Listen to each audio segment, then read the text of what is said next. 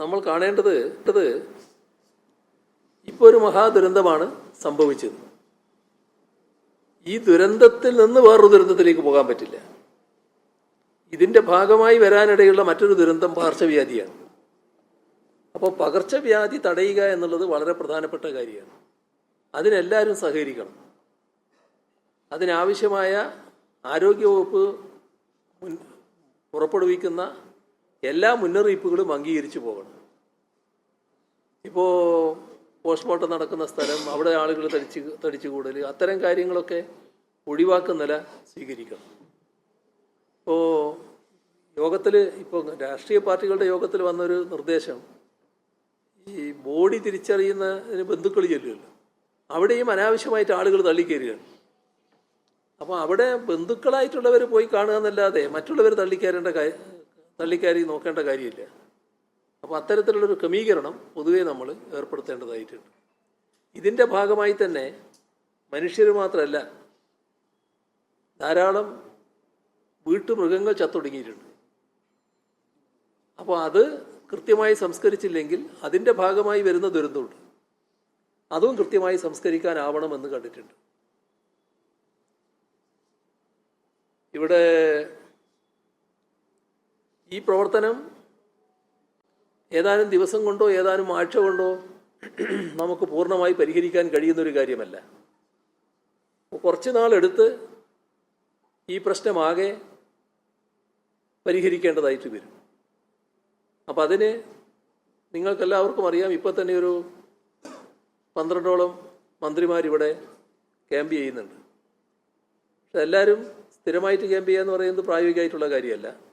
പക്ഷെ ഞങ്ങളതിൽ കാണുന്നത് ഒരു മന്ത്രിസഭാ ഉപസമിതി ഇവിടെ പ്രവർത്തിക്കുക എന്നുള്ളതാണ്. അപ്പം അതിൽ റവന്യൂ മിനിസ്റ്റർ, നമ്മുടെ വനം വകുപ്പ് മന്ത്രി, PWD ടൂറിസം മന്ത്രി, SC/ST മന്ത്രി, ഇങ്ങനെ 4 മന്ത്രിമാരടങ്ങുന്ന ഒരു മന്ത്രിസഭാ ഉപസമിതി ഇവിടെ പ്രവർത്തിക്കുന്നതായിരിക്കും. ഇതിൻ്റെ കാര്യങ്ങൾ തുറന്ന് ഏകോപിച്ച് കൊണ്ടുപോകുന്നതിനായിട്ട്. അതോടൊപ്പം ഇപ്പം തന്നെ പ്രത്യേക ചുമതലയായി ഇവിടെ ശ്രീറാം സാംബശിവറാവു IAS ചുമതലയേറ്റ് പ്രവർത്തിക്കുന്നുണ്ട്. അദ്ദേഹം തുടരും. കൗശികൻ ഡിസാസ്റ്റർ മാനേജ്മെൻറ്റിൻ്റെ ഭാഗമായി ഇവിടെ എത്തിയിട്ടുണ്ട്. അദ്ദേഹത്തിൻ്റെ സഹായവും ഇവിടെ തുടരുന്നതാണ്. ആ തരത്തിലൊരു മന്ത്രിസഭാ ഉപസമിതി ഇവിടെ ഫലപ്രദമായി പ്രവർത്തിക്കണം എന്നാണ് കണ്ടിട്ടുള്ളത്. നമ്മുടെ ഈ ദുരന്തത്തിൻ്റെ ഭാഗമായി വീടാകെ നഷ്ടപ്പെട്ടു പോയപ്പോൾ സർട്ടിഫിക്കറ്റുകൾ നഷ്ടപ്പെട്ടു പോയ ആളുകളുണ്ടാവും. ആ സർട്ടിഫിക്കറ്റുകൾ നേരത്തെയും ഇത്തരം ചില ദുരന്തങ്ങൾ നഷ്ടപ്പെട്ടു പോയത് നമ്മൾ പുനഃസൃഷ്ടിച്ചു കൊടുത്തിരുന്നു. ആ നടപടികൾ സ്വീകരിക്കുന്നതാണ്.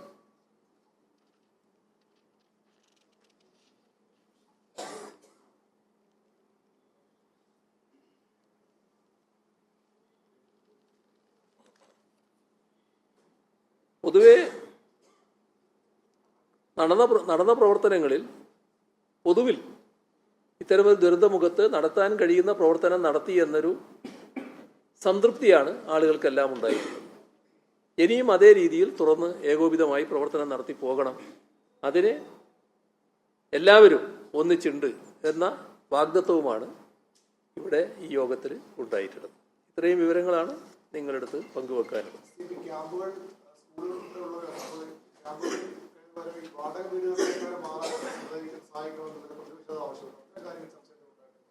അത് ഈ ഇവിടെ തന്നെ അഭിപ്രായങ്ങൾ വന്നു. വാടക വീട് അത്രയധികം കിട്ടാൻ ഇവിടെ ഉണ്ടാവില്ല എന്നൊരു അഭിപ്രായം തന്നെ വന്നു.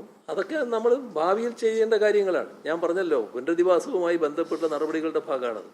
ഇപ്പം നമ്മൾ തൽക്കാലം വേണ്ട കാര്യങ്ങൾ ശ്രദ്ധിക്കുന്നു. എന്നാൽ പുനരധിവാസവുമായി ബന്ധപ്പെട്ട നടപടികളിൽ ഇതൊന്നും ഒഴിവാക്കപ്പെടുന്നതല്ല, എല്ലാം പരിശോധിക്കുന്ന കാര്യമാണ്.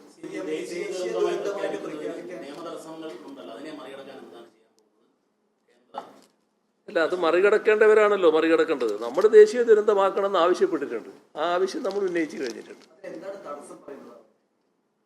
അല്ല, തടസ്സക്കാരല്ലേ അത് പറയേണ്ടത്. ഞങ്ങൾ ഇപ്പോൾ തടസ്സമായിട്ടല്ല പറയുന്നത്, ഇത് വേണമെന്നല്ല, വേണമെന്ന് ആവശ്യപ്പെട്ടിട്ടുണ്ട്. ഇപ്പൊ നടന്നുകൊണ്ടിരിക്കുകയാണ് തെരച്ചിൽ. തെരച്ചിലിന്റെ ഭാഗമായിട്ട് ശരീരങ്ങൾ കിട്ടിക്കൊണ്ടിരിക്കുകയല്ലേ.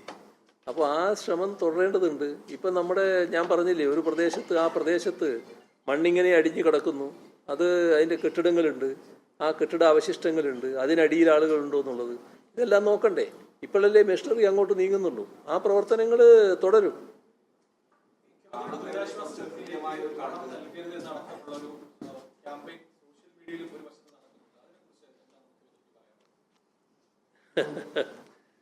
അതൊക്കെ എന്താണെന്നറിയോ, ഈ നമ്മൾ കാണേണ്ടത്, നമ്മളിവിടെ നടക്കുന്ന പ്രവർത്തനങ്ങൾ വളരെ നല്ല രീതിയിൽ പൊതുവേ നടക്കുകയാണ്.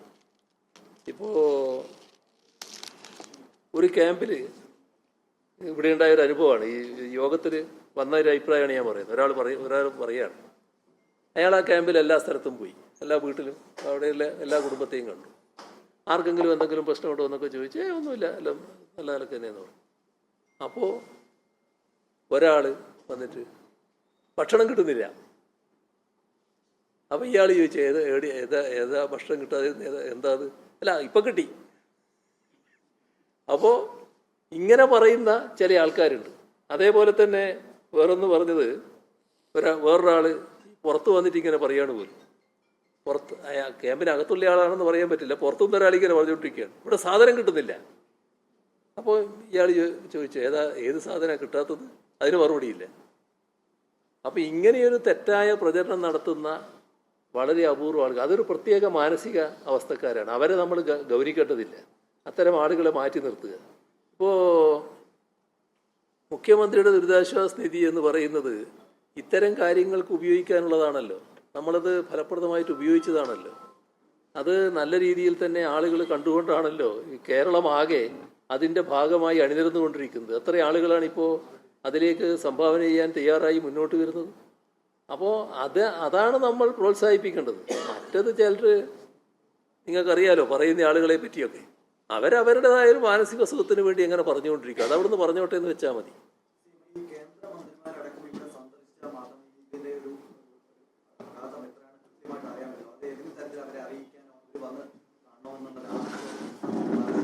അല്ല, അവരെ പ്രത്യേകമായിട്ട് അറിയിക്കേണ്ട യാതൊരു കാര്യവും വരുന്നില്ല. എല്ലാ കാര്യങ്ങളും അവർ അറിഞ്ഞുകൊണ്ടിരിക്കുകയാണ്. ഈ അറിഞ്ഞ ഉടനെ തന്നെ പ്രധാനമന്ത്രി തന്നെ വിളിച്ചു, ആഭ്യന്തരമന്ത്രി വിളിച്ചു, അവരുമായിട്ടെല്ലാം കാര്യങ്ങൾ സംസാരിച്ചു.